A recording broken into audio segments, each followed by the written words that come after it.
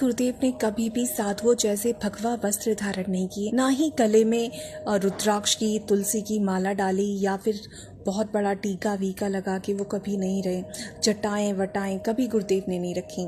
उसका कारण वही था कि गुरुदेव चाहते थे कि एक तो लोगों को उनकी सिद्धियों के बारे में पता ना चले, और दूसरा गुरुदेव ये भी चाहते थे कि लोग ये समझ पाएं कि एक साधारण इंसान भी अगर चाहे तो अध्यात्म की उच्चता तक कैसे पहुंच सकता है। लेकिन फिर भी कई बार ऐसी घटनाएं हो जाती थी कि लोगों को पता चल जाता था, एक झलक वो बता देते थे अपनी बातों में कि वो कितने बड़े सिद्ध पुरुष हैं। पर शांति कुंज के एक साधक ने जैसे तैसे हिम्मत कर गुरुदेव से पूछा, गुरुजी मुझे तीर्थ करने हैं, थोड़ा घूम फिर लेंगे, आप आज्ञा दे दीजिए ना। ये शब्द उसने लाचारी से कहे।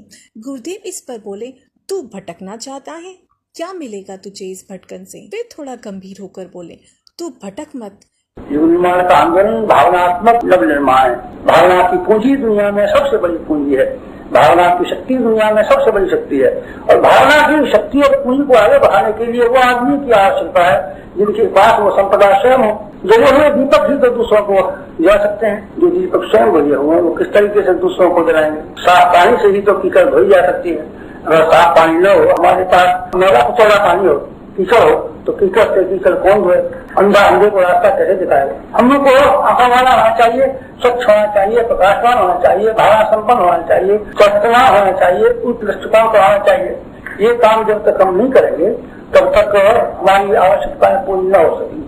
आंदोलन रोज खड़े होते हैं, रोज समाप्त हो जाते हैं। आंदोलन एक रोज होते हैं, रोज बंद हो सकते हैं। लेकिन जो बात कभी बंद नहीं हो सकती वो ये है कि मनुष्य के भीतर से उसकी आंतरिक निष्ठा की सुगंधी दिखाया है। तो हम चंदन के पेड़ की तरीके से जहाँ कहीं भी है वहीं सुगंधी के वृक्ष पैदा करते हैं। दीपक की तरीके से यदि हम प्रकाशमान हो तो हमारे आसपास स्वयं प्रकाश पैदा होता है।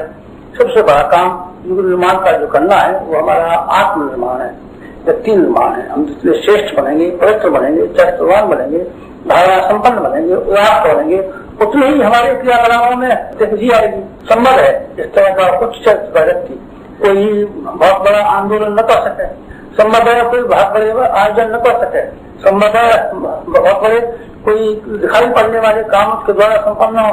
लेकिन इतना होते हुए भी जो काम कर सकता है वो ये कर सकता है कि अपने चरित्र को ऐसा बना ले जैसे कि दीपक अपने चरित्र को ऐसा बना ले जैसे कि चंदन का पेड़। चंदन का पेड़ कहीं जाता है क्या, चंदन का पेड़ कहीं कुछ करता है क्या। लेकिन असंख्य सांप और बिच्छू उसके पास आते हैं, अपना झड़ खो देते हैं और मुक्त पड़ जाते हैं। चंदन किसी को उपदेश करने जाता है क्या। लेकिन असंख्य झाड़ियां उसी जैसे सुगंधित बन जाती हैं।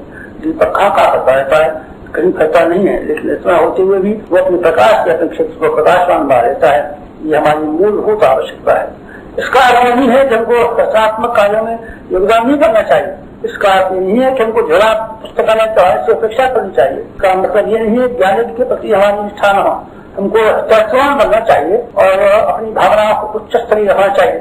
अपनी भावना को उच्च स्तरीय रख करके अपने आप को चरित्रवान बना करके फिर हम जब थोड़ा भी काम करेंगे तो उसका बहुत फल होगा।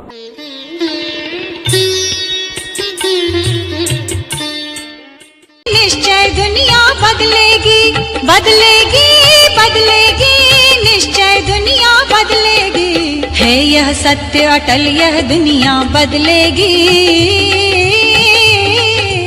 आज नहीं तो कल यह दुनिया बदलेगी। आज नहीं तो कल यह दुनिया बदलेगी। जरा सोच लें अब हमको क्या करना है। पाना है अमरत्व की पल पल मरना है।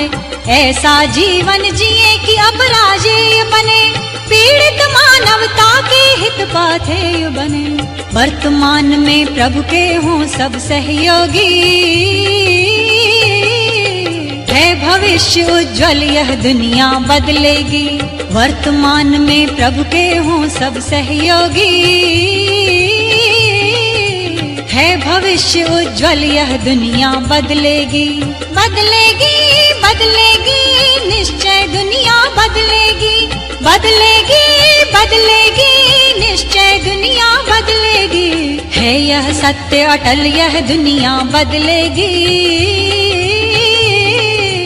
आज नहीं तो कल यह दुनिया बदलेगी।